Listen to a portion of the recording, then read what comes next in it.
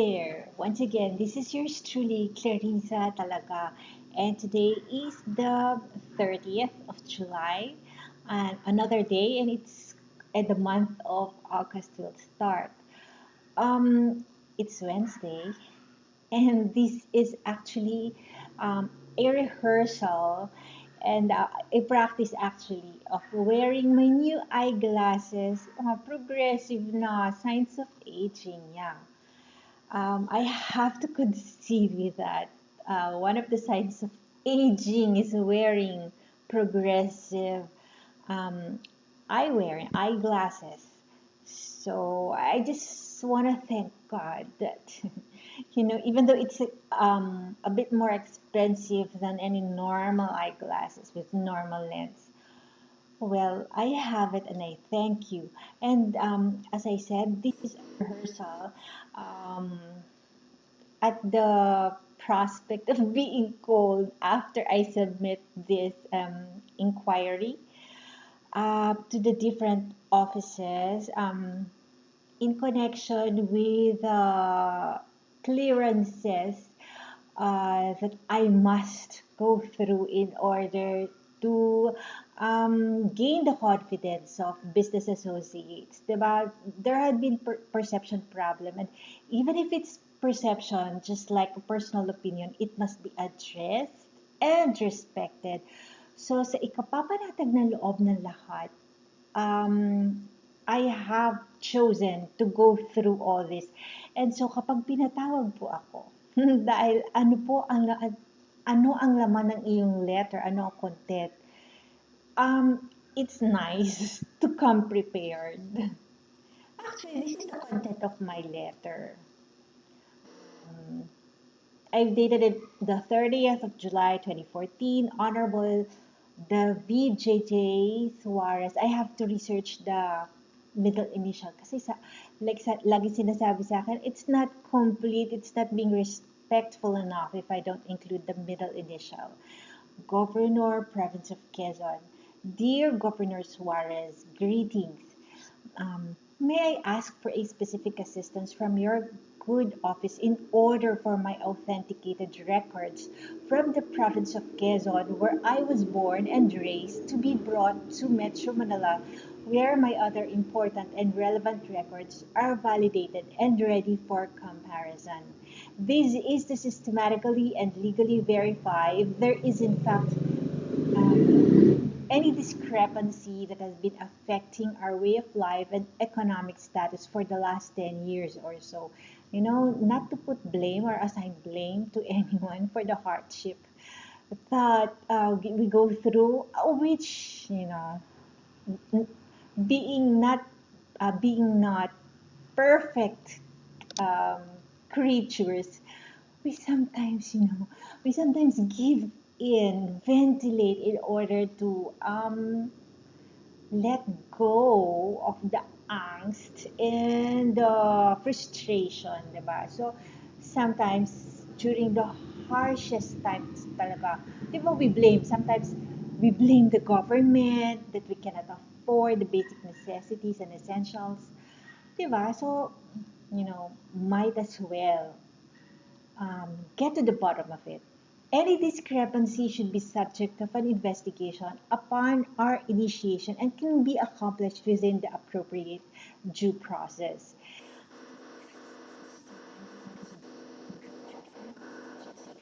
Right. And we're making preparations to relocate to Metro Manila, where more lucrative employment opportunities are available to apply their education. We intend to bring all our official documents to Metro Manila, where not my more, where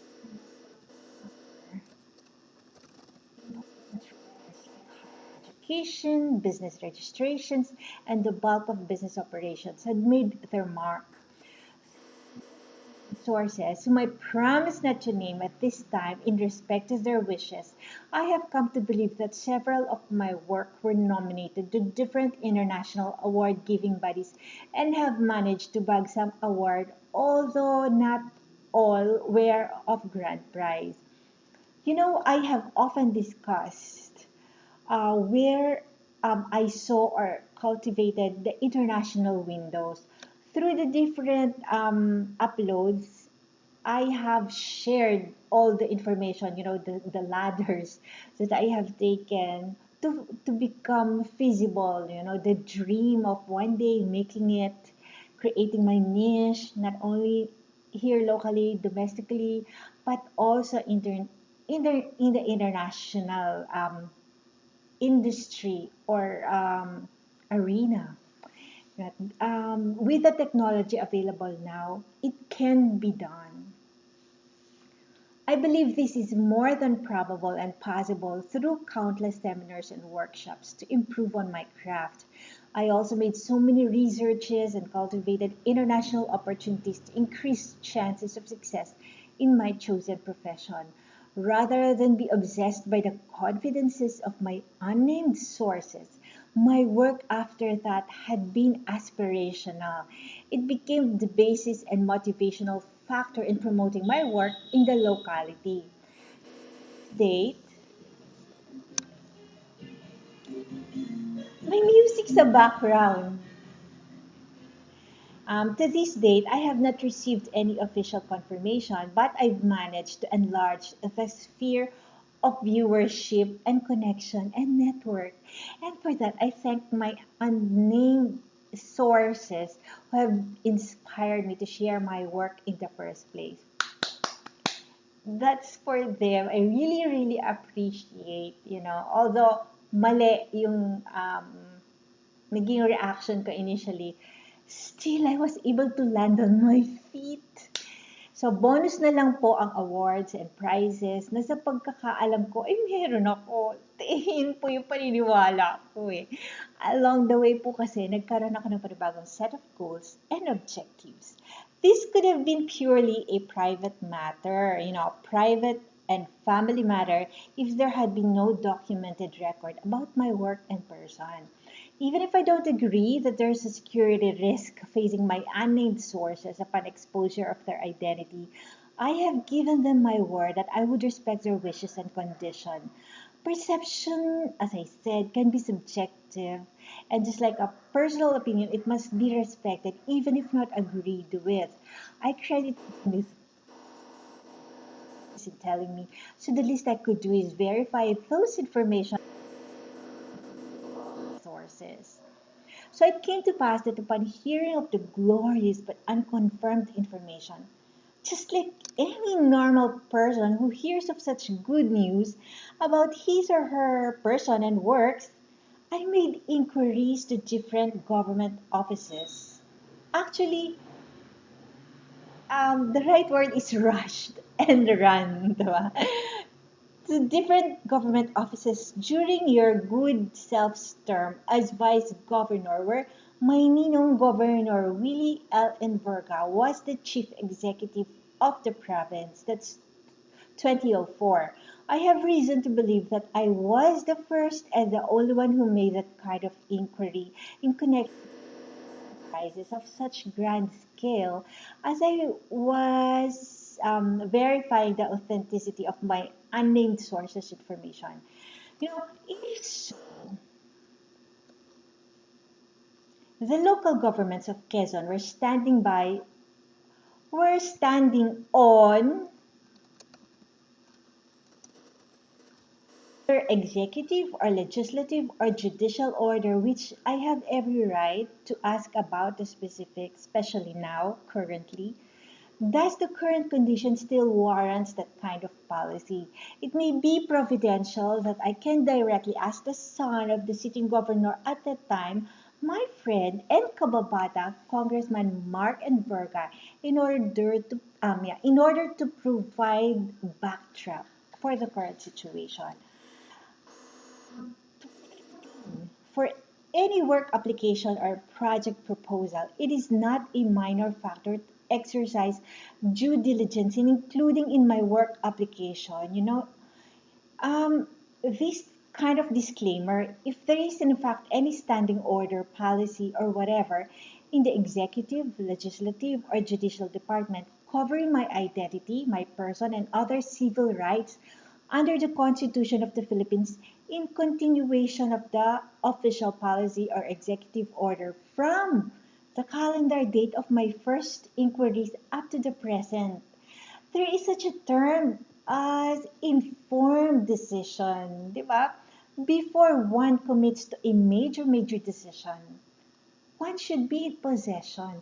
Clear possession should be standing in a verified and confirmed knowledge, especially if this has to do with one's own self, one's status.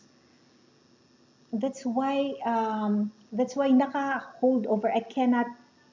I also cannot blame other people for not committing on me, because if they perceive that there's confusion or there's going to be trouble, of course, self-preservation will dictate that they act prudently and cautiously towards me. So, marapat lang po na itanong ko ang mga bagay na ito. So, like if mag-apply ako ng work sa Kapitolyo, will I be treated as somebody, as a non-entity, like, na kunwari, walang videos ako na nailabas dati, kunwari I'm not an artist, like the works that I have produced were anonymous, or like they amounted to nothing, or mag-a-apply ako at tatanggapin because like I can contribute something, therefore I have a unique status, personal in nature, dahil sa akin lang na-exercise ang ganon policy ng like sa Kapitolyo, di po ba? So, two things that one has to stand on firmly, and this is my way of clearing the way so that my business associates, my first choice, to exercise my career, my profession, in earning a living, honest living. So, kailangan po namin malaman ang kasagutan sa mga tanong na ito para po mag-iingat lamang po. And so, if so, then it is personal because it is uniquely applied to one with a unique status. That any appearance of irregularity or self-promotion or self-investing policy should be clarified, because the government is standing on a confirmed official knowledge and information that are not available to others, even to myself. In the private sector, it is equivalent to the term insiders trading, taking advantage of a confirmed information available exclusively within the regulating agency, impacting the life of all the players who may or may not be in conflict with each other. Hence, transparency and additional justification should be observed that warrant the maintenance of the uniqueness of this circumstance for 11 years. Diba, sa isang trader, certain information about, if certain information he or she is not privy, will be used against his or her interest by the regulating office, diba? It is not out of place to ask the proper regulating office for a review of the original circumstance and the 11 years that had been documented to take place already. What constitutes public knowledge and one-sided policy advantageous to one party to the disadvantages of another, because there had been no due process that recognizes the rights of both sides to be heard, even if the stand or the position is like not popular, even if it's so imbalanced, so many proponents of this advocacy, tapos nag-iisa lang on the other field, diba? Mag-isa lang siya. Still, there's a right the minority has that must be respected and heeded, diba? Hindi naman siya tyranny of the numbers. Kasi like both advocacies naman can be considered noble, and meron siyang positive and certain nobility in all the advocacies. So if it's a number game, hindi rin siguro kasi everything will be politics. So there's the judicial, which can, weigh, in my humble perception po. There's a refuge where someone like me can go to, you know, to ask question and be given the right answer. Um, Hence, all throughout, who had the final say in the timeline and what are the benchmarks that are needed to be satisfied in order to achieve normalcy and out of the emergency mode and unique circumstances. Hindi po ba, at all times, any emergency situation should be addressed in such a way into the fold of one constitution governing the whole republic at the soonest possible time. So it means that standard of law and order. For instance, for the impassable roads to become passable so people could resume ordinary course of life, connecting them to the rest of the locality. Actually, yun yung pinaka-practical na illustration. This means functioning within the ordinary and regular governance similar to other localities and the rest of the country. Beg to be, I beg to be corrected in my humble belief. Hindi po ba any ongoing and long-running, uniquely arbitrary law and order doesn't speak well of the leadership because it is a continuing, unmanaged, or mismanaged crisis.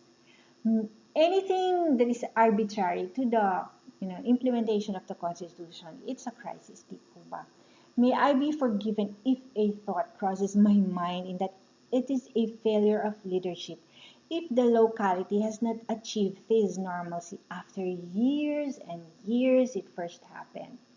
I know that I cannot go around assigning blame, naming names. So I am threading very carefully, and just like the protection that I'm giving my unnamed sources, that I cannot divulge their identity at this time or prematurely. I am also like being cautious, respecting the privacy of each involved person. Hence, this official letter.